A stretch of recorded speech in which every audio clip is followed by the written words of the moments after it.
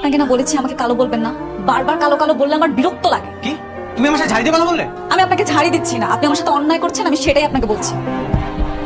তুই আমাকে শেখাবি কোনো ন্যায় নাই? তোর কোনো পরীক্ষা দেওয়া লাগবে না, তুই বাসা থেকে কোথাও যাবি না। আমি তো যাবো, পরীক্ষাও দিব। हो गया कार्टेल तुम एस्कोबार करके आ ভাই পাশে ধরে পুলিশ আইছে, চেক করতেছে, আমাদের দোকানও চেক করবে।